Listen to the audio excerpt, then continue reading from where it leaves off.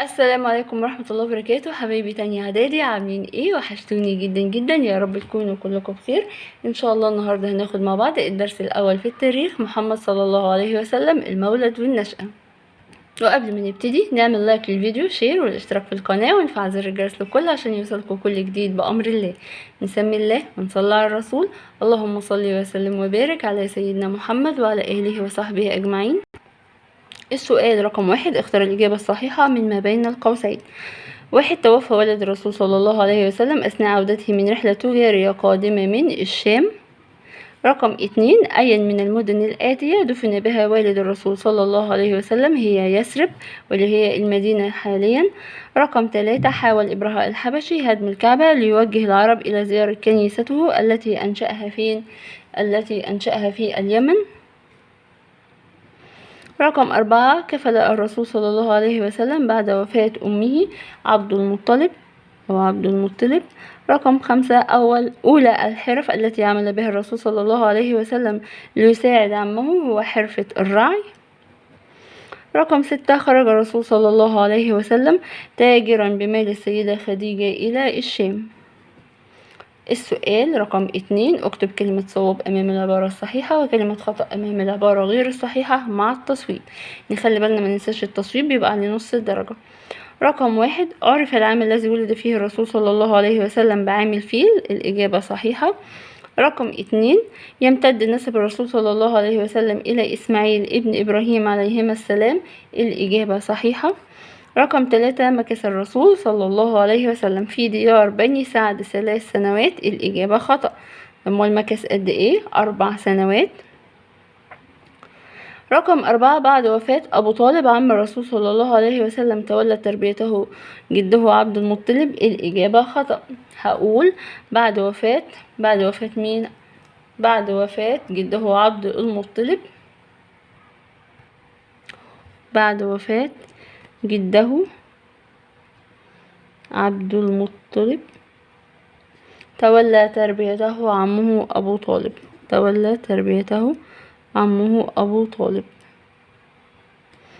رقم 5، كان أكثر العرب فصاحة للسان قبل الإسلام هم أهل الحضر. هقول له الإجابة خطأ. أمال كانوا من أهل إيه؟ البادية. رقم 6، اكتسب الرسول صلى الله عليه وسلم الكثير من الصفات من عمله في حرفة الرعي. الإجابة صحيحة. رقم 7، عمل الرسول صلى الله عليه وسلم في شبابه بأكثر من حرفة. الإجابة صحيحة.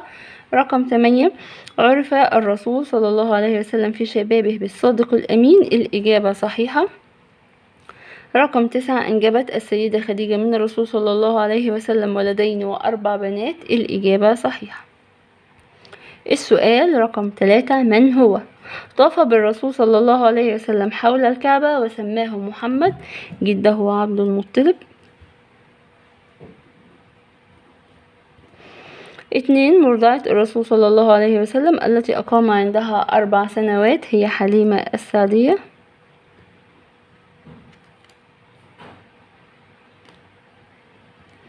هي المرضعة مين؟ المرضعة اسمها حليمة السعدية. رقم 3، والد الرسول صلى الله عليه وسلم وتوفى أثناء عودته من رحلة تجارية عبد الله بن عبد المطلب. عبد الله ابن عبد المطلب. رقم 4، الغلام الذي أرسلته السيدة خديجة مع النبي صلى الله عليه وسلم إلى بلاد الشام ليتاجر بمالها كان الغلام اسمه ميسرة. رقم 4، بما تفسر.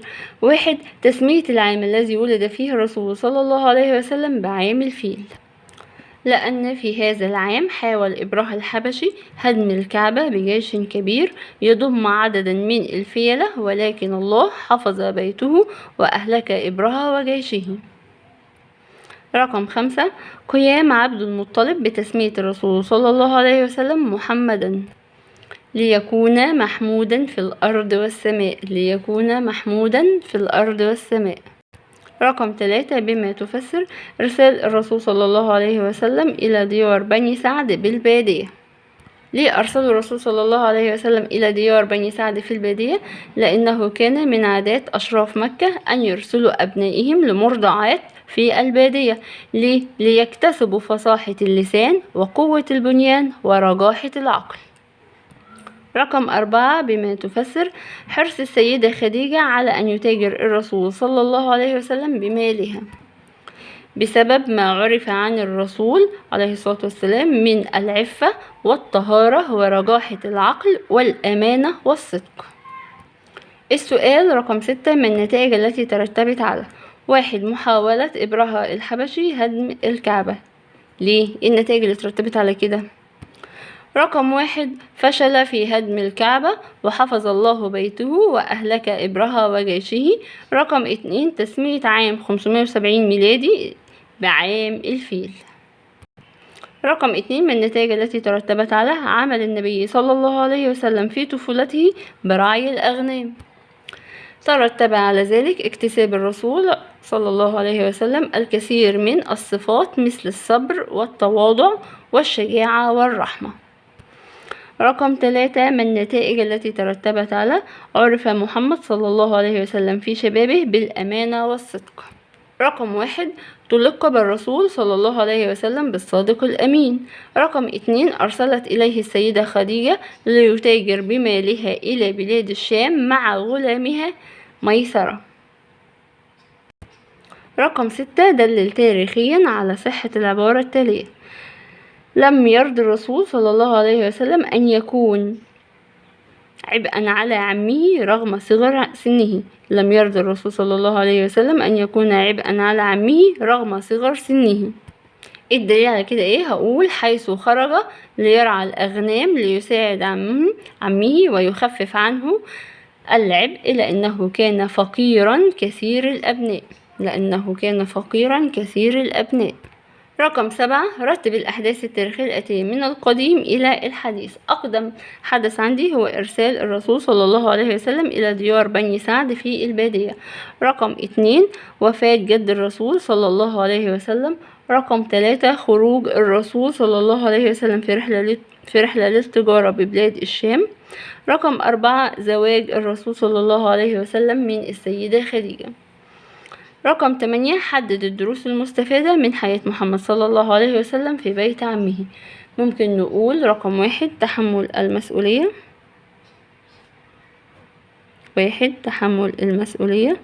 رقم 2 تقدير قيمة العمل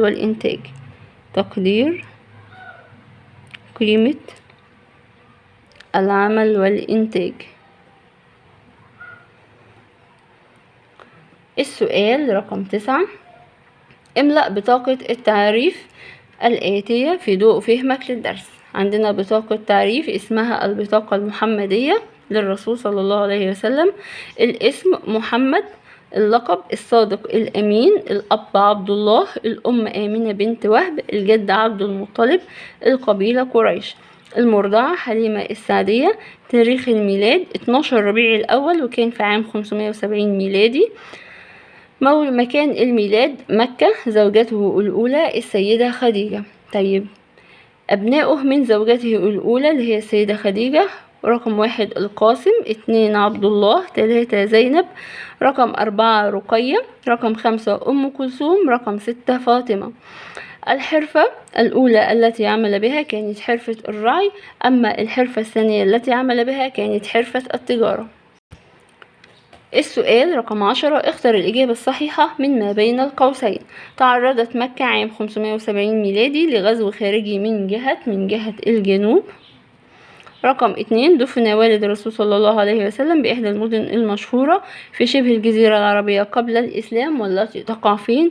في شمال مكة، وهي مدينة يثرب اللي هي بيطلق عليها حاليا في السعودية المدينة. رقم 11 ما العلاقة بين مكة قبل الإسلام وبلاد اليمن؟ 1 كان تجار مكة يقومون بتنظيم رحلة تجارية في فصل الشتاء إلى بلاد اليمن. رقم 2 تعرضت مكة لتهديد وغزو من قبل حاكم اليمن إبرهة الحبشي عام 570 ميلادي. رقم 12 ما تقييمك لمدى مصداقية كل عبارة من ما يأتي. 1 يرجع فشل حملة إبرهة الحبشي على مكة إلى قوة قبيلة قريش العسكرية.